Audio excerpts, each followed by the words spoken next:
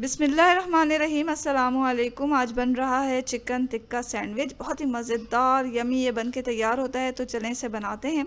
इसके लिए सबसे पहले हम फिलिंग तैयार कर रहे हैं। तैयार करने के लिए हमने यहाँ लिया है चिकन ब्रेस्ट 3।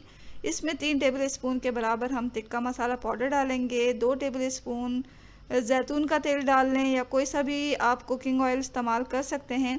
मसाले को अच्छी तरह लगाना है हमें चिकन पर। टिक्का मसाला पाउडर की जो रेसिपी है वो हम पहले ही अपलोड कर चुके हैं, आप चाहें तो डिस्क्रिप्शन बॉक्स में जाके इसे देख सकते हैं। मसाले को चिकन पे अच्छी तरह लगाएं और फिर इसे रेस्ट के लिए रखेंगे हम तकरीबन 1 घंटे के लिए। एक पैन लें, 1 टेबल स्पून इसमें हम कुकिंग ऑयल डालेंगे और मैरिनेट किया हुआ चिकन जो है वो हमने पीसेस में कर लिया है। आधे इंच के क्यूब्स में से काट लें और फिर इस पैन में डालें।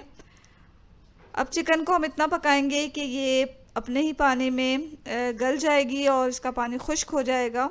तो अब दरमियान में हमने लिड खोला तो पानी खुश्क नहीं हुआ था। दोबारा से हम इसे ढककर पकाएंगे। 10-12 मिनट में जो एक चिकन है वो गल जाती है और इसका पानी भी खुश्क हो गया है, आप देख सकते हैं। ऊपर से हमें बिल्कुल पानी नहीं डालना, ये चिकन के पानी में खुद ही गलेगी। पानी बिल्कुल खुश्क हो चुका है, चिकन भी सॉफ्ट हो गई है। चिकन यहाँ तैयार हो चुकी है तो हम इसे रख देंगे एक साइड पर। ब्रेड के स्लाइसेस लें और इसको हमें टोस्ट करना है। यहाँ हमने एक ग्रिल पैन लिया और इसमें थोड़ा सा ऑयल डाल लें या आप चाहें तो मक्खन भी डाल सकते हैं और अपने जो ये स्लाइसेस हैं उसको टोस्ट कर लें। दोनों तरफ से हमें इसे सेक लेना है। आप चाहें तो सादे तवे में भी इसको सेक सकते हैं। दोनों तरफ से हमने इसको सेक लिया। इसी तरह तमाम स्लाइसेस को सेक लें। अब हम इसके लिए जो है वो सैलेड तैयार कर रहे हैं। यहाँ हम सैलेड बना रहे हैं बंद गोभी से। बंद गोभी को लें, उसको अच्छी तरह धोकर साफ़ कर लें और फिर इसको बारीक स्लाइसेस में काटना है हमें। यहाँ हमने 1 कप के बराबर बंद गोभी लिए और इसमें हम 3 टेबल स्पून के बराबर डालेंगे मेयोनेज़ डालकर अच्छी तरह इसे मिक्स कर लें। आप चाहे तो आधा टीस्पून या चौथाई टीस्पून के बराबर काली मिर्च का पाउडर भी डाल सकते हैं। अगर आप पसंद करते हैं तो डाल लें और अच्छी तरह मिक्स कर लें।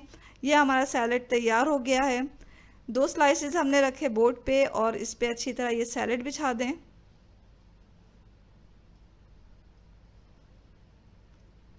सैलेड के ऊपर अब हम एक सादा स्लाइस रख देंगे। इसे हमने टोस्ट नहीं किया, आप चाहें तो टोस्ट भी कर सकते हैं।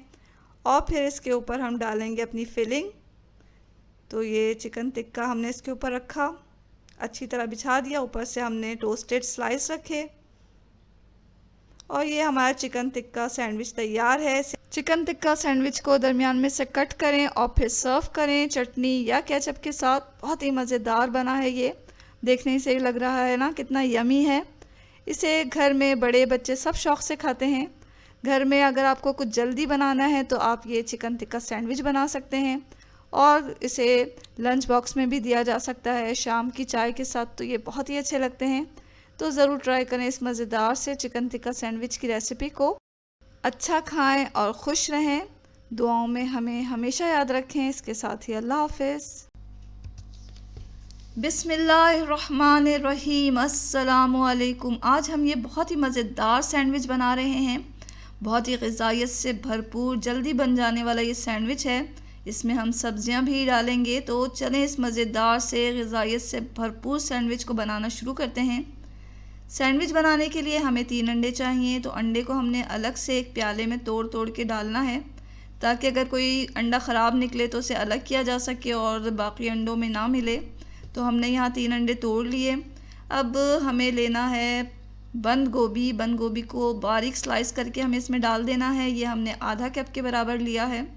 बंद गोभी के बाद हम इसमें डालेंगे गाजर। गाजर को भी लंबा लंबा आप काट लें बारीक। और ये हरी प्याज है।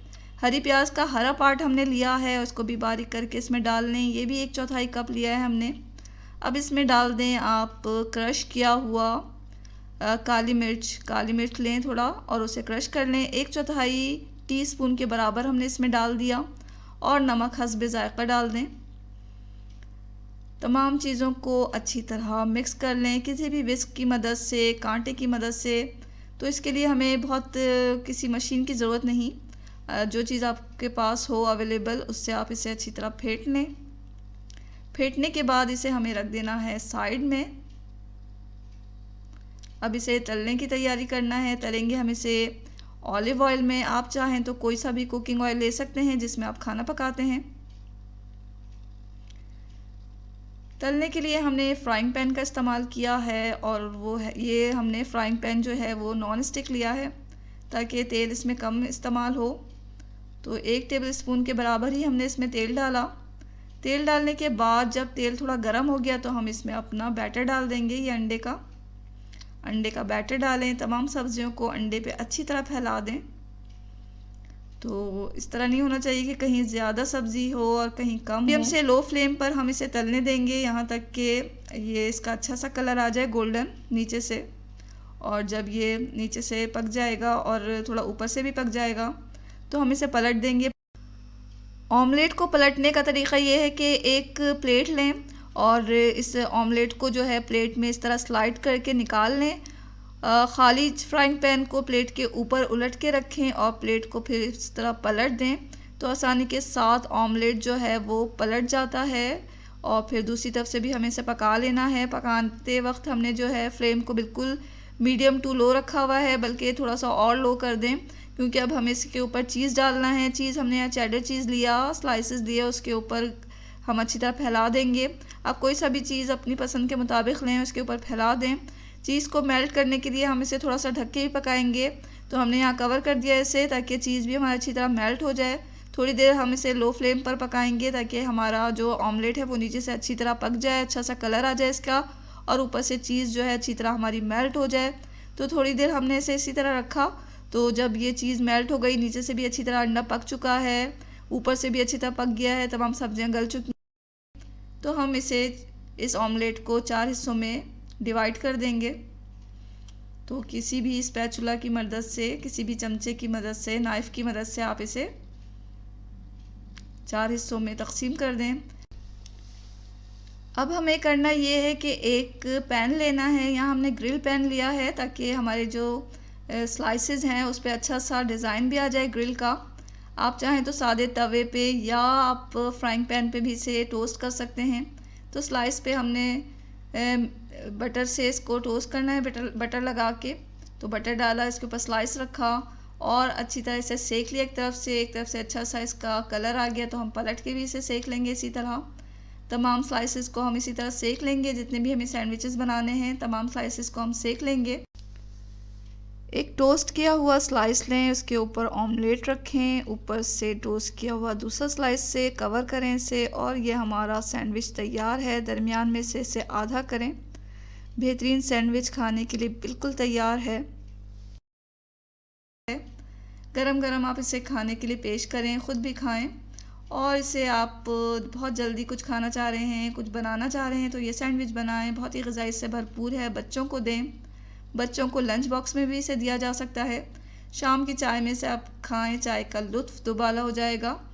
ज़रूर ट्राई करें इस मज़ेदार से सैंडविच की रेसिपी को, और दुआओं में हमेशा याद रखें। इसके साथ ही अल्लाह हाफ़िज़।